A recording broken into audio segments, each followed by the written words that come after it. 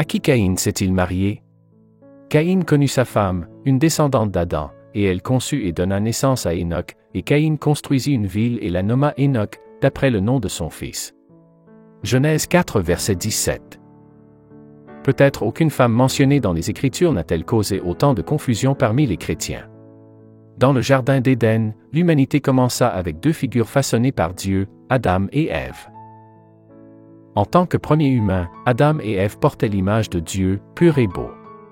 Leur existence était un témoignage de l'amour et de la créativité de Dieu. De l'union de ces deux êtres surgirent leurs progénitures.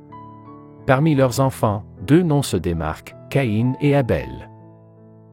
Adam fit l'amour à sa femme, Ève, et elle tomba enceinte et donna naissance à Caïn. Genèse 4 verset 1. Peu de temps après, Abel, son frère, vint au monde. Leur récit d'amour, de jalousie et de tragédie servirait d'exemple pour l'expérience humaine. Caïn fut le premier fils d'Adam et Ève, les premiers êtres créés par Dieu. Malheureusement, Caïn est surtout connu pour avoir commis le premier meurtre de la Bible. Alors que le récit se déroule, une question émerge de l'ombre après les incidents tristement célèbres où Caïn, dans un accès de jalousie, est exilé dans le pays de No. Le nom No signifie « errance » en hébreu.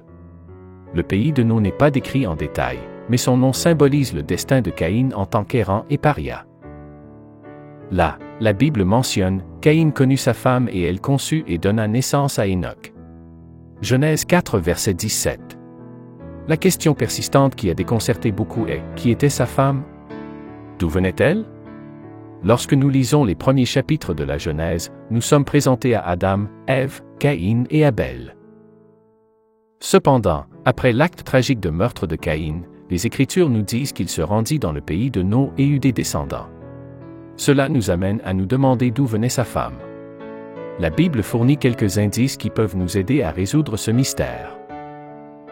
Une chose que nous savons avec certitude est qu'Adam et Ève eurent de nombreux enfants. La Bible dit, après la naissance de Seth, Adam vécut 800 ans et eut d'autres fils et filles, Genèse 5 verset 4. Ce verset implique qu'outre Caïn, Abel et Seth, Adam et Ève eurent de nombreux autres descendants. Si c'est le cas, il est logique de supposer que Caïn épousa l'une de ses sœurs ou une parente proche, mais n'est-ce pas mal de se marier avec un proche parent? Aujourd'hui, le mariage avec un proche parent est mal vu, principalement en raison des complications génétiques potentielles. Cependant, les choses étaient différentes au premier jour de l'humanité. Caïn épousa sa sœur ou une autre parente, et Genèse 5 verset 4 indique spécifiquement qu'Adam eut des fils et des filles. Le mariage entre proches parents n'était pas interdit à l'époque, ni n'était-il génétiquement risqué. Ce n'est que beaucoup plus tard, dans le livre du Lévitique, que Dieu établit des lois interdisant les mariages entre membres d'une même famille. C'est lorsque Dieu donna au peuple la loi de Moïse qu'il instaura des lois interdisant à un homme d'épouser sa sœur ou sa nièce. Aucun de vous ne s'approchera de celui qui est proche de lui pour découvrir sa nudité. Je suis l'Éternel, Lévitique 18 verset 6. À cette époque, Dieu interdisait le mariage entre les personnes suivantes, mère, père, sœur, frère, demi-frère, femme du frère, tante, oncle, belle-mère, petite-fille, belle-fille et gendre. Avant cette époque, cela n'était pas interdit. Lévitique 18 versets 7 à 17. Dieu interdit les mariages mixtes à l'époque de Moïse, afin de protéger contre le risque croissant d'une progéniture déformée résultant d'une telle union. De plus, la santé future de la nation d'Israël était assurée par ce commandement. De plus, le commandement contre ce type de pratique renforçait la structure de l'unité familiale. L'heure n'est pas précisée. Il est important de noter que la Bible ne fournit aucune information sur le moment où Caïn tua Abel, ni sur l'âge auquel ce meurtre eut lieu. Les Écritures indiquent simplement que cela s'est produit à la fin des jours. Il n'est pas nécessaire de supposer que Caïn et Abel étaient de jeunes hommes ou des adolescents à l'époque. S'ils avaient chacun plus de 50 ans, il aurait pu y avoir un nombre significatif de personnes vivant à cette époque. Cela est confirmé par le fait qu'Adam et Ève eurent de nombreux autres fils et filles en plus de Caïn et Abel. Genèse 5 versets 3 à 4, quand Adam eut vécu 130 ans, il engendra un fils à sa ressemblance, selon son image, et il lui donna le nom de Seth. Après être devenu père de Seth, Adam vécut 800 ans et eut d'autres fils et filles. La Bible précise qu'Adam avait 130 ans lors de la naissance de Seth et qu'il vécut encore 800 ans. Dieu avait promis de multiplier considérablement la conception d'Ève. Genèse 3 verset 16, il dit à la femme, « Je multiplierai très abondamment tes douleurs et tes grossesses, avec douleur tu enfanteras des enfants, et tes désirs se porteront vers ton mari, mais il dominera sur toi, et il sera responsable de toi. » Selon la tradition juive, Adam aurait eu 33 fils et 23 filles, ce qui signifie qu'il y avait de nombreuses personnes vivant à l'époque de Caïn et Abel. On estime qu'environ 32 000 personnes auraient pu être en vie lors de cet événement tragique. Longévité des vies, de plus, la Genèse 5 documente des longévités importantes des descendants d'Adam. Si l'on suppose que chaque couple donnait naissance à des enfants pendant seulement la moitié de sa vie, la population au moment de la mort d'Adam aurait pu être assez importante. De plus, la généalogie en Genèse 5 indique que chaque descendant d'Adam jusqu'à Lamech eut d'autres fils et filles. Avec ces faits à l'esprit, il n'y aurait eu aucun problème à trouver une femme pour Caïn. Avant son bannissement, Caïn aurait pu avoir de nombreuses femmes parmi lesquelles choisir une épouse. Les chrétiens qui pourraient avoir des préoccupations concernant cette réponse devraient considérer que, selon la Bible, les petits-enfants de Noé n'avaient d'autre choix que d'épouser leurs frères et sœurs ou cousins germains, car il n'y avait personne d'autre autour à cette époque. 1 Pierre 3 verset 20, Genèse 7 verset 7. Il est également intéressant de noter qu'Abraham épousa sa demi-sœur. Genèse 20 versets 2 et 12. Isaac, quant à lui, épousa Rebecca, la fille de son cousin Bethuel. Genèse 24 versets 15 et 67. Et Jacob, cousin de Léa et Rachel, les épousa toutes deux. Il est donc évident que la Bible n'interdisait pas le mariage entre proches parents avant l'époque de Moïse. Genèse 20 verset 12. D'ailleurs, elle est ma sœur par mon père, mais non par ma mère, et elle est devenue ma femme. Tandis que le père de Moïse, Amram, épousa la sœur de son père, Jochebed. Exode 6 verset 20. Amram prit pour femme Jochebed, sa tante, qui lui enfanta Aaron et Moïse, et Amram vécut 137 ans. Exode 6 verset 20. Selon les informations fournies dans la Bible, il n'est pas clair avec qui Caïn s'est marié. Cependant, nous pouvons émettre une hypothèse éclairée selon laquelle il a probablement épousé l'une de ses proches parentes. Étant donné le fait qu'Adam et Ève ont eu de nombreux enfants, il est fort probable que Caïn ait épousé l'une de ses proches parentes. Selon la Genèse 4 verset 14, Caïn craignait pour sa vie après avoir tué Abel, ce qui suggère qu'il y avait déjà d'autres descendants d'Adam et Ève vivant dans le monde. Le fait qu'Adam et Ève aient eu de nombreux autres enfants avant que Caïn ne prenne une femme est mentionné dans la Genèse 5 verset 4.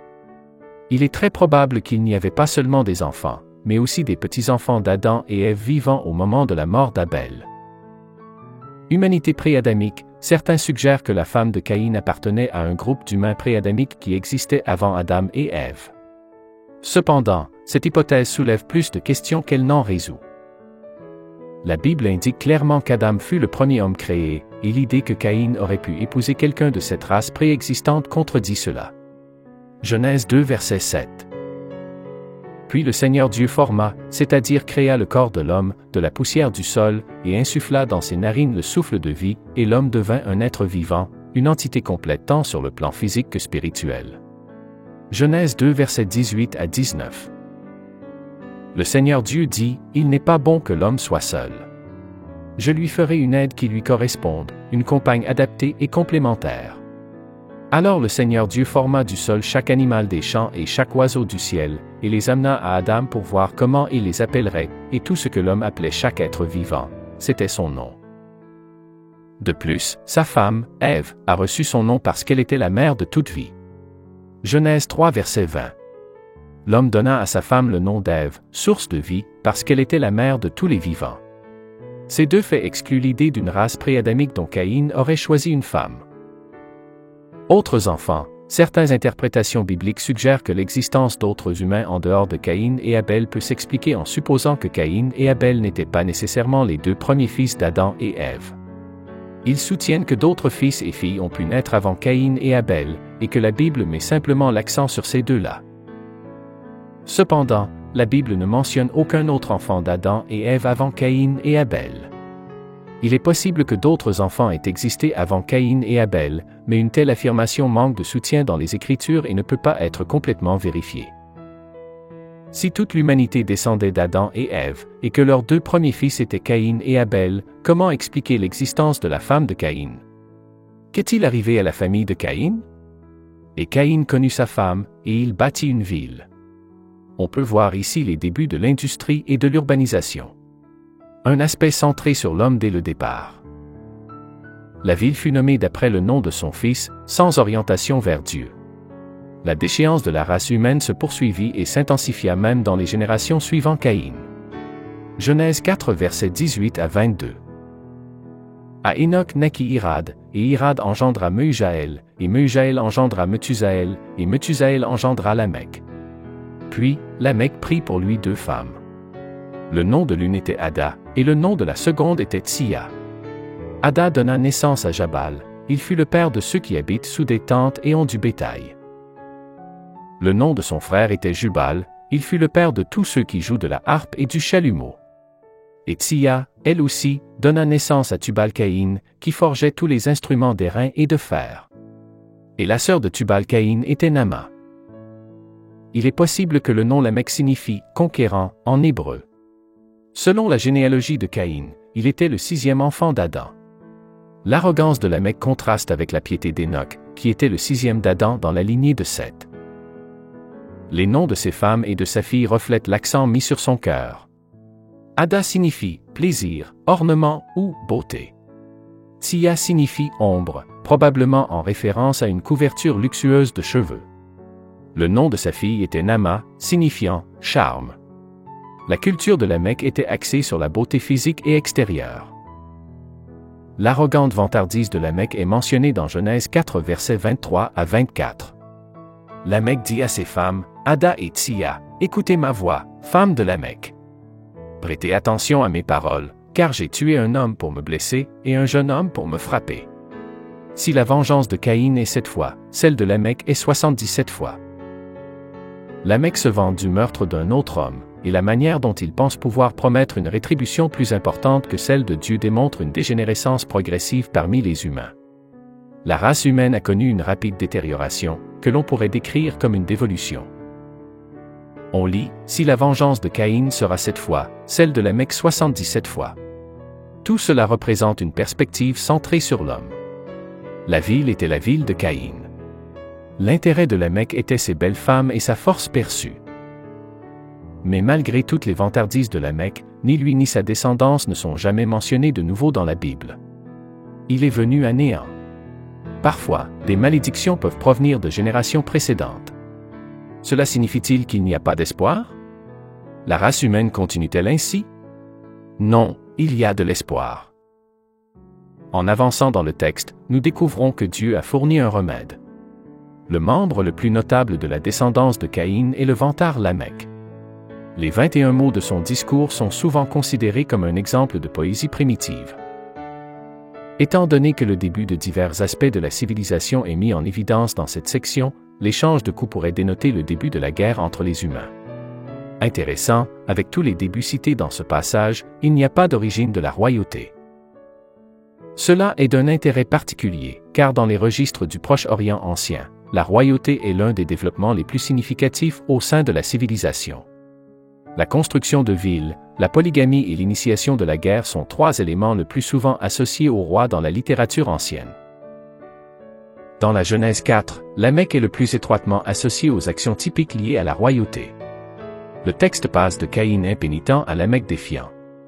La violence est glorifiée, et la marque de Caïn ne se tient plus comme une stigmatisation de l'exil, mais comme un badge d'honneur offrant une protection équivalente à l'invulnérabilité.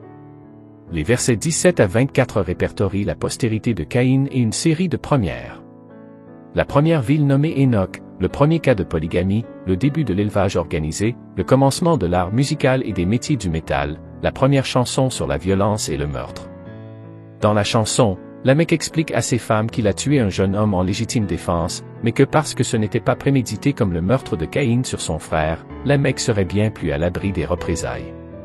Par ce discours de Lamech enregistré ici et probablement beaucoup discuté à l'époque, il semble avoir été un homme méchant. Tout d'abord, observez avec quel orgueil il parle à ses femmes, comme quelqu'un qui attendait un grand respect et une grande attention. Écoutez ma voix, femme de Lamech. Deuxièmement, l'aspect sanglant et brutal de son comportement envers tous ceux qui l'entourent. J'ai tué, ou je tuerai un homme dans ma blessure, et un jeune homme dans ma plaie. Il se reconnaît comme un homme au caractère féroce.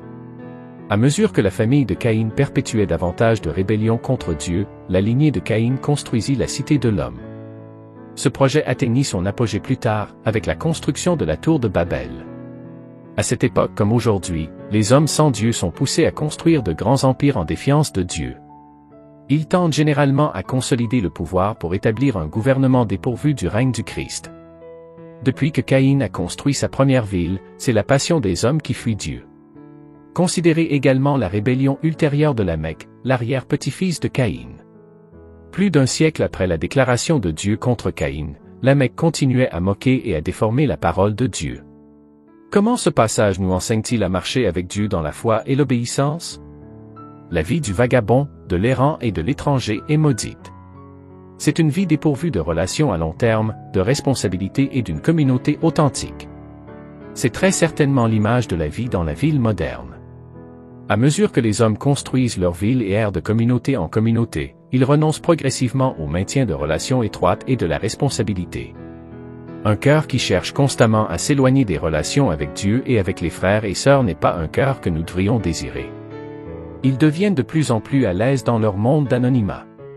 Au lieu de cela, efforçons-nous d'avoir de bonnes relations avec nos familles et nos églises. C'est tout ce que nous savons sur la famille et la postérité maudite de Caïn, jusqu'à ce que nous les trouvions tous anéantis dans le déluge universel. Genèse 4 versets 25 à 26. Adam connut encore sa femme, et elle enfanta un fils qu'elle nomma Seth. Car, dit-elle, Dieu m'a donné un autre enfant à la place d'Abel, que Caïn a tué. À Seth, aussi, naquit un fils, qu'il appela Enoch, homme mortel, humanité. En ce même temps-là, les hommes commencèrent à invoquer le nom du Seigneur dans l'adoration par la prière, la louange et l'action de grâce. Après cette terrible histoire de désobéissance dans la lignée de Caïn, le chapitre se termine par une lueur d'espoir. En contraste avec la lignée de Caïn, Dieu a choisi un nouvel arbre généalogique. Dieu donna à Ève un fils nommé Seth en remplacement d'Abel. Cet illustra le même type d'adoration que son frère défunt, Abel, alors que les gens commencèrent à invoquer le nom du Seigneur en relation avec Seth. L'adoration fière telle que pratiquée par Caïn pointe vers lui-même. L'adoration humble telle que pratiquée par Abel et Seth s'adresse à Dieu. Jude 11, malheur à eux, car ils ont suivi la voie rebelle de Caïn, et pour un salaire ils se sont jetés avec précipitation dans l'erreur de Balaam, et ils ont péri dans la rébellion de Coré mutin. Il n'est pas surprenant que lorsque Dieu ait eu besoin d'un serviteur obéissant des centaines d'années plus tard, il ait choisi Noé de la lignée de Seth. Prions. Père céleste, nous venons devant toi aujourd'hui conscients des mystères qui entourent la vie de Caïn et de la femme qu'il a épousée. Tout comme leur vie et expérience sont enveloppées d'incertitudes, nous faisons face à des moments dans nos propres vies où le chemin devant nous semble peu clair. Seigneur, guide nos pas comme tu as guidé les leurs. Dans ces moments où nous nous sentons isolés, incompris ou éloignés, rappelle-nous que ton amour et ta grâce vont au-delà de ce que nous pouvons comprendre. Tout comme Caïn a trouvé compagnie et réconfort en sa femme, accorde-nous la force et la sagesse de construire des relations significatives avec ceux qui nous entourent, nous rapprochant toujours plus de toi à travers nos liens avec les autres. Enseigne-nous, ô Seigneur, à être compréhensifs et compatissants, reconnaissant que chaque personne que nous rencontrons a une histoire, un voyage et une place dans ton grand dessein. Ne jugeons pas hâtivement, mais cherchons toujours à comprendre. Nous te remercions pour les leçons que nous pouvons tirer de chaque histoire dans ton monde, y compris celle de Caïn et de sa femme.